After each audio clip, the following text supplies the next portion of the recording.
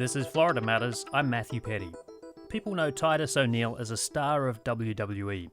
But before he was a pro wrestler, Titus was Thaddeus Bullard, a promising young football player at the University of Florida who went on to play in the Arena Football League. Bullard's path to athletic fame and fortune wasn't easy. He writes about his upbringing to a single mother who struggled to make ends meet in his book, There's No Such Thing as a Bad Kid. The Tampa resident has built a reputation as someone who gives back to his community. Over the last decade, he's given out more than 15,000 gifts every year to underprivileged kids through his Joy of Giving event. And in partnership with Hillsborough County Public Schools, he's worked to transform Sligh Middle Magnet School into an educational innovation hub.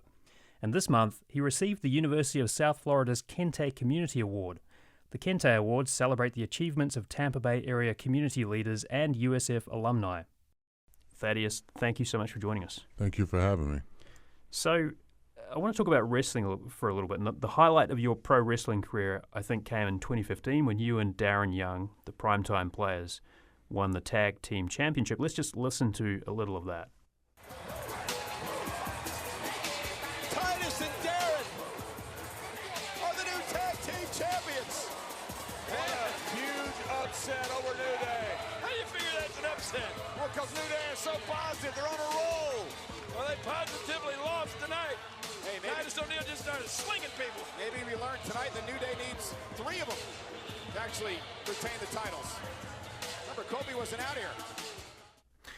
So, sure, winners and losers in WWE are predetermined, and we'll get into that later, but are you still active in wrestling? Are your fans going to see you in the ring anytime soon? I don't know if they'll see me in the ring anytime soon. I'm the global ambassador for the company, so I've been doing a lot of behind-the-scenes stuff, a lot of stuff working with our community teams as well. And I'm, looking at getting into acting and transferring into some film stuff too, so I don't know if I'll be trying to bump around too much more and risk of injury and losing projects, stuff like that. But very much so proud to be a WWE Hall of Famer.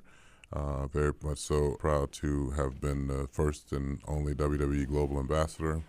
And having the opportunity to represent our company in so many ways, especially on this platform, billions of views and social media followers, etc., has obviously given me an opportunity to travel the globe and do some amazing things with so many people from around the globe. And I'm just continuing to build at home, what's been built here in the city, in the Tampa Bay area that I love and that I will always continue to live regardless of how big of a superstar I've become in movies and film and television.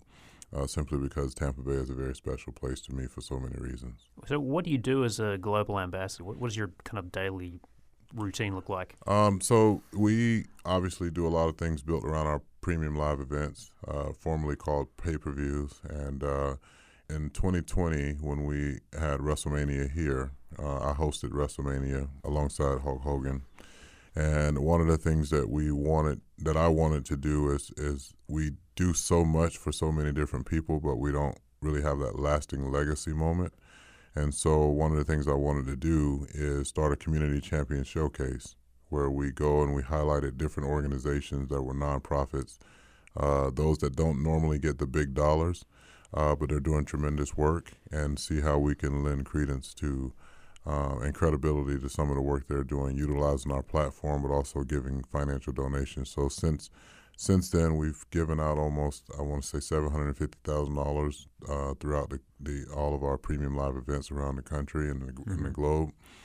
We usually highlight 3 to 5 community champions that are doing things, whether it's built around food insecurity or housing or working with underserved kids, teachers, education, etc. So it varies depending on the town, but really being active in trying to help superstars and the company make sure that we're leaving a lasting legacy. And food insecurity and education are close to your heart, and that's part of who you were and sort of the experiences that shaped you. We'll talk a bit about that later, but let's just kind of rewind to when you were growing up and you would watch wrestling with your family, right? Your mother and your grandmother. Now, there's a passage in your book where you describe a match in which your hero, Junkyard Dog, who's black, was wrestling in Green Bay, Wisconsin, and getting cheered by a predominantly white crowd. Let me just read this. They looked at Junkyard Dog as the gifted performer he was and said, "That guy's our dude. We don't want anyone to mess with him. He was truly a unifying presence. It was through him that I realized that America can be the great place we want it to be. It was beautiful. Can you talk more about what it is you love about pro wrestling and sort of what drew you to it in the first place?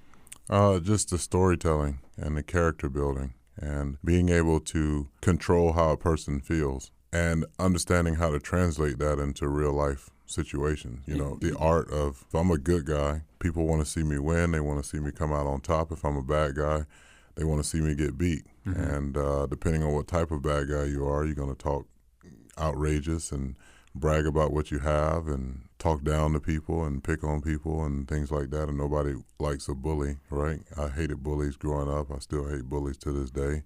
And so you're playing this character. You get a chance to get people engaged from all walks of life. You know, we don't go into an arena and say, oh, how many white people are there? How many black people are there? It's just whoever comes. You know, it's a product for everybody. Mm-hmm. And be able to make the people leave home happy, you know, and that's night in and night out, wherever we are.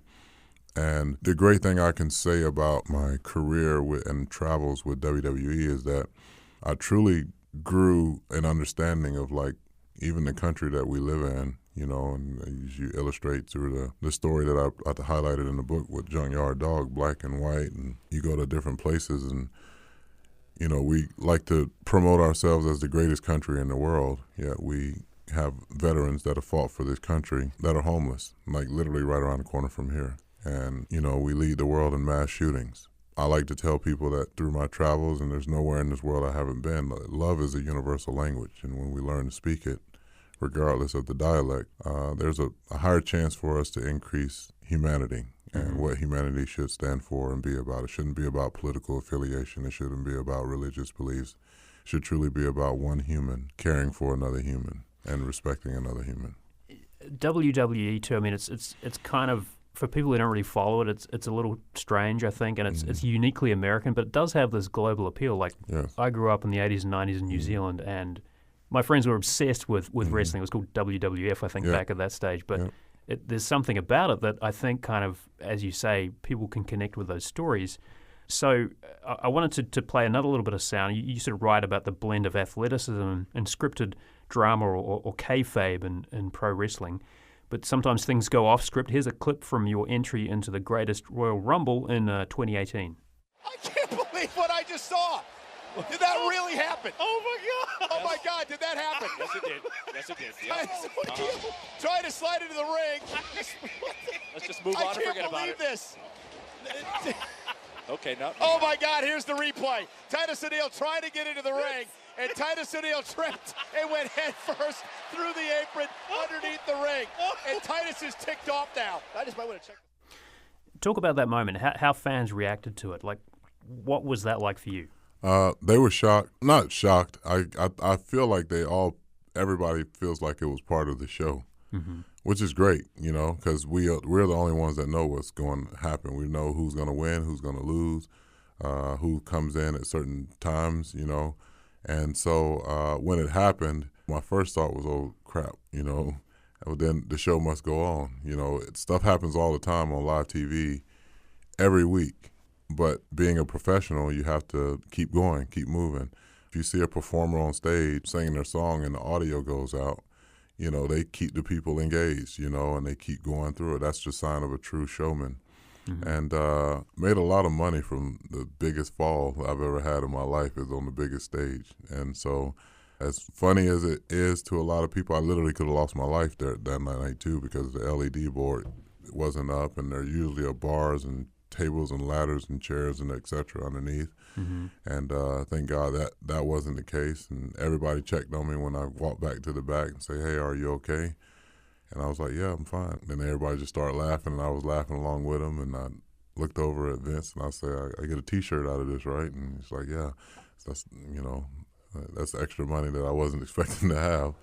And, you know, again, in entertainment, you want to have moments, whether they're funny, whether they're dramatic or whatever. You know, everyone remembers their favorite scene from a movie. Everyone remembers their favorite character, you know, in certain plays and things like that.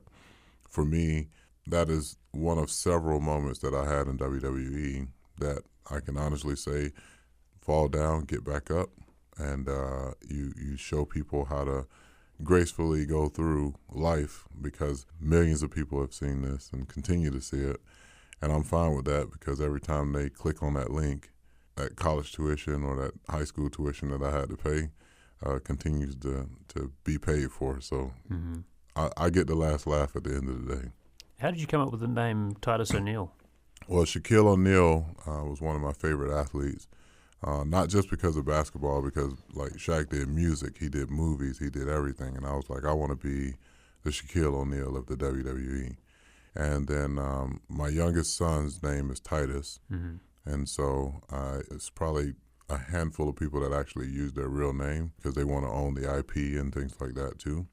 And so my original spelling was O'Neal, and someone wanted to make me Irish, so they turned it O'Neil. Just fine. It's all good. And but the main thing was that I was Titus O'Neil, and it was a name that I picked.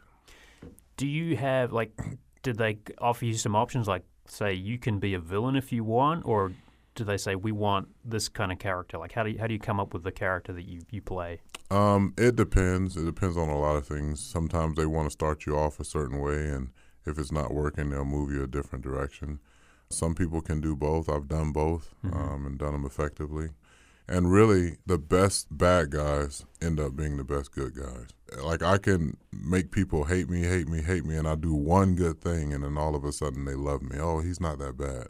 And it's the same way in entertainment across the board. You know, if you look at certain movies, you know, there's a person that, you know, has shown to be like just this villain, you know, all throughout the movie, and then they have one glimmer of human sense, and then it's like, oh, maybe it's not that bad, and then they turn it again, you know, and then at the end of the movie they end up turning it all the way around, and it's like, you know, people are on their feet because I wanted to root for him so bad. So if you're a good enough bad guy, I always look at it like this, like Dwayne "The Rock" Johnson was a bad guy. He was a good guy when he first came out, you know, they played on his heritage and everything, and it wasn't working because it was just, this guy's too big and whatever. And he played at Miami, you know, so he's just like, he's got this swagger about him, and he luckily had gotten injured around the time, so he had some time to kind of figure this out, and he just exploded, you know, one moment after another moment after another moment after another moment, and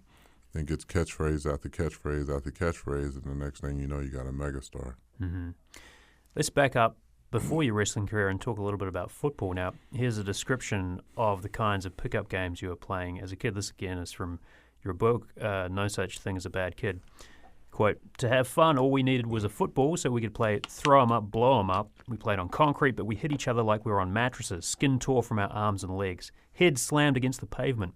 When the ball was accidentally thrown into a tree and bounced from branch to branch, we pretended that we wanted to catch it, but in reality, we were each praying that it would fall into someone else's arms because we knew that whoever got it, got it. So it took a little while for you to find your feet as an athlete, though. When did things start to click for you there?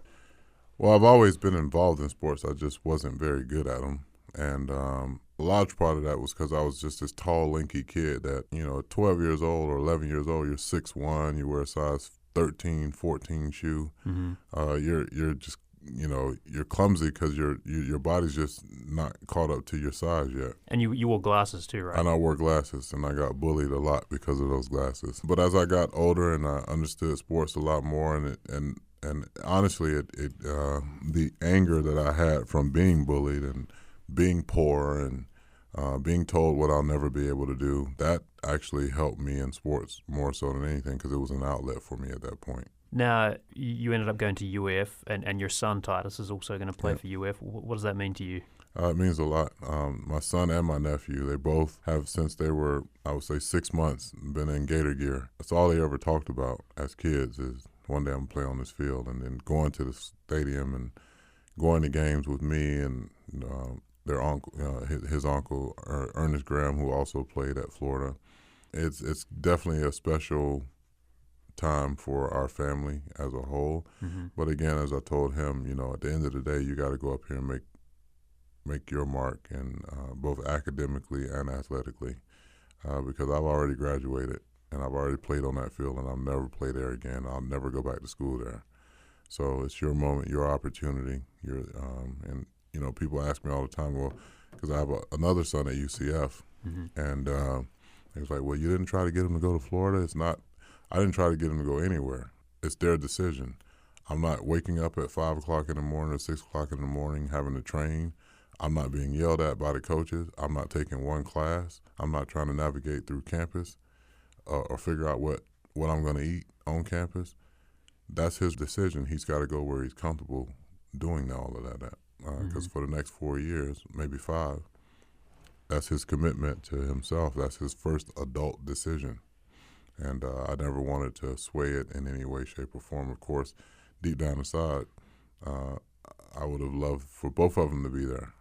But I'm happy that they both get a quality education. They both get to play in great programs. You're listening to Florida Matters. We're talking with Thaddeus Bullard, aka WWE star Titus O'Neil, the recipient of this year's Kente Community Award. When we come back, we'll talk more about his upbringing and charity work.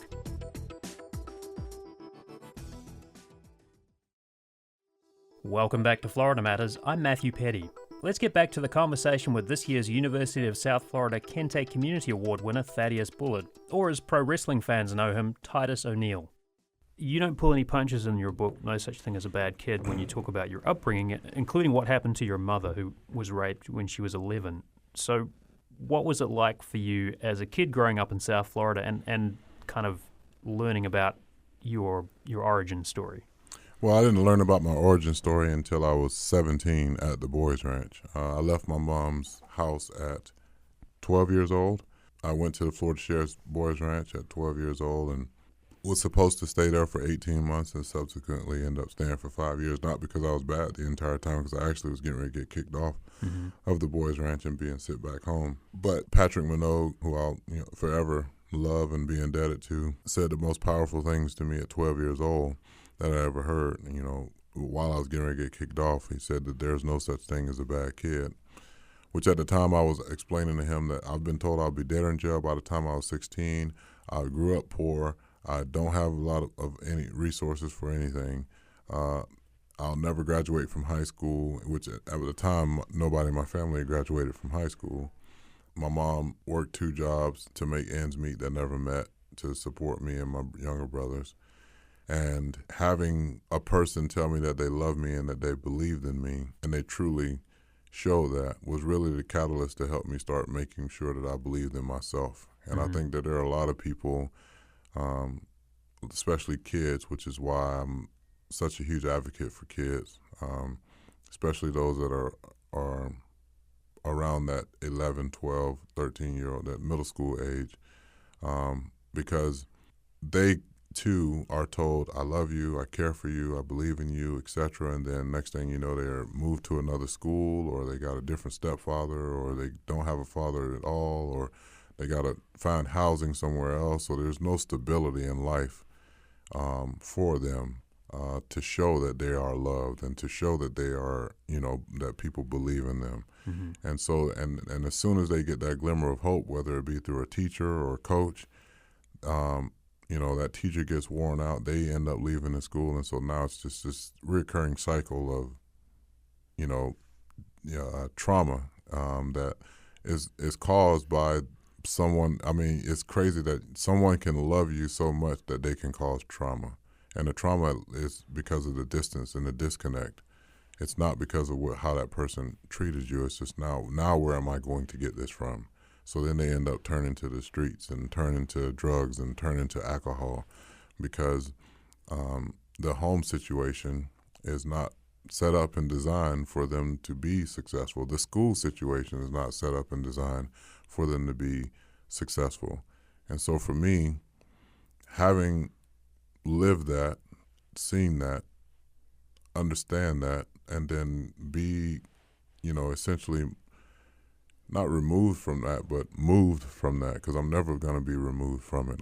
If you look at most of the work that I do, I'm right in the middle of the worst situations, because it's part of who I am, and I see people raising millions of dollars around the globe for various causes that they have zero connection to. They don't understand it. They have a heart for it, but they're not engaged with it. And I'm not going to put my time, my talents, and my resources in something that I'm not engaged in. Mm-hmm. Because even if I have never dealt with a family member losing their life or a kid losing his life to cancer, I can definitely relate and understand as a father, I don't want to leave this earth before my child, any of them. And if I can help this child and this family by putting a smile on their face in any way, shape, or form, I'm going to do that because somebody did it for me when they had nothing to gain in return. One of the other things that you focus on with your philanthropy is you have the Thaddeus M. Bullard Academy at Sligh Middle Magnet School. So are you trying to impart some of those values as part of that academy, some of the kind of things you've been talking about? Yeah, I'm trying to, with the academy, it's really, so there are so many kids out there that don't play sports. They're kind of the oddball kind of kids in some people's eyes, and those are the kids I want to say, hey, let's wrap our arms around these kids because they are creative. They do want to start businesses. They do want to go to college. They do want to own homes. And they're also the ones that are going to move the whole culture for this school grade, because they are the brainiacs. They're the ones that are going to apply themselves, et cetera, and place them in a situation where we have the best of the best in STEM and technology and robotics and video and production. We have a LED volume screen at our school. We're the only school in the country, a middle school for sure, that has a LED volume screen. So these kids have access to some of that, see how it works? Yeah, they have that. We have a mental health and wellness area at the school called the Zen Den. We just hired a full-time mental health and wellness specialist so we can start having a mental health and wellness club, et cetera, because it goes back to what I said in the book. There's no such thing as a bad kid. There are kids that are in bad situations, making bad decisions, and having bad outcomes. You put those same exact kids in a good environment around great people that have a greater chance to succeed, and therefore they have a greater outcome. So all I'm doing is the exact same thing that was done for me. Taking these kids, put them in a good environment around good culture, around great people, and giving them a greater chance to succeed. With the Leadership Academy, with our magnet program, with our traditional students, these kids all reside in the 33610 zip code, which is the sixth highest zip code for kids living in poverty in the state of Florida. If there is any kid that mirrors me as a kid, it's every last one of these kids at this school. So being able to help transform this school, not only for these demographic of kids at this school, but for this entire zip code. We built a prosperity center there. We have financial literacy. We have job placement. We have a partnership with Metropolitan Ministries where we help those that are facing homelessness and self-sufficiency. Feeding Tampa Bay, a Fresh Forest program where we hire, adults and give them the opportunity to get educated in the world of culinary and then place them into culinary jobs.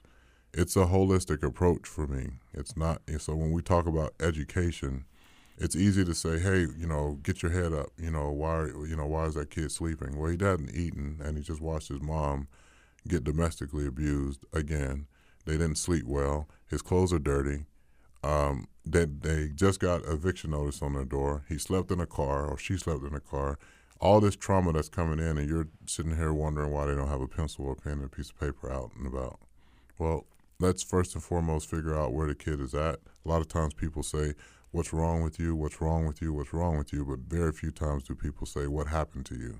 Because once you find out what happened to somebody, then you can find out how to fix those wrongs.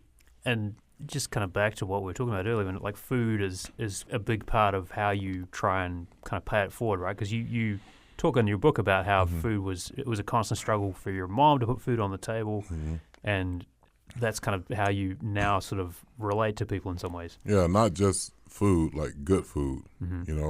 We have community gardens. We have magic grows on our campus. We have hydroponic stations on our campus because I want to teach them how to pick and grow fresh vegetables and how to prepare them as well. I'm an investor in Next Level Brands. We have 3 restaurants here in town, Bullard, Forbici, and Union. I love great food. I've traveled all over the world. I see and taste all types of different things. I want people to understand that like food is also, it's a connector of people too. And so if someone knows they're going to go over to somebody's house and it's like, hey, Matt's having a barbecue at his house. Well, the word is probably already out. Matt don't do very good with barbecue. So the likelihood of him having a high attendance, is not going to be that good. But if they say, hey, Matt's inviting us over to a nice restaurant, and they know Matt knows food, there's a pretty good chance there's going to be great conversation, drinks, food, etc., and then people are going to leave there happy. My whole thing is getting these kids an opportunity. I don't serve them anything that I would not eat. Mm-hmm. When we eat, when I bring food in, the teachers as well, when they don't eat anything that I would not eat. And it's purposeful because, I got on my best friend a few years ago because we were doing this leadership conference with a bunch of high school athletes, and he had hot dogs and pizza. And they were from like a very low brand pizza place. And I pulled him to the side. I was like, hey, bro, what are you doing? And he was like, I had to go with what I had in the budget. And I was like, well, you should have came to me and talked to me about it. I say, because these are all Division I prospects, and some of them will have an opportunity to go on to the next level. And we need to teach them that if they're going to give at the highest level, because the people that they're 9 times out of 10 going to be given to are accustomed to just getting, they can eat, sorry if they're one of your sponsors, but they can eat Little Caesars anywhere, but they can't eat Papa John's, which is, different. Or they can't eat this, so you just got to give them something that they would not normally ever get, because they'll never forget that. When I take kids to games, like, we don't put them on a school bus. We put them on either charter bus, or I put them in a private limo service. And putting them on a plane, the first time I put kids on a plane was on a private plane. Mm-hmm. Now they're scarred for life. They don't know anything about TSA. They got driven right up to the tarmac, got on the plane and got off. But it's like giving them that experience at a very young age. Something to aspire to. Right. So that they can say, one day I'm going to do this. Mm-hmm. And when I do it, I'm going to do it like this. What do you barbecue? I barbecue everything. I just did some beef ribs over the weekend and some chicken thighs. I'm a pretty good cook, man. We've been speaking with Thaddeus Bullard, or as WWE fans know him, Titus O'Neil. He's one of the recipients of this year's Kente Awards from the University of South Florida. Thaddeus, thank you so much for your time. Appreciate it. Thank you for having me. That's our show for this week. Our executive producer is Grayson Doctor. Blake Bass engineered this episode. Subscribe to the Florida Matters podcast wherever you get your podcasts. I'm Matthew Petty. Thanks for listening.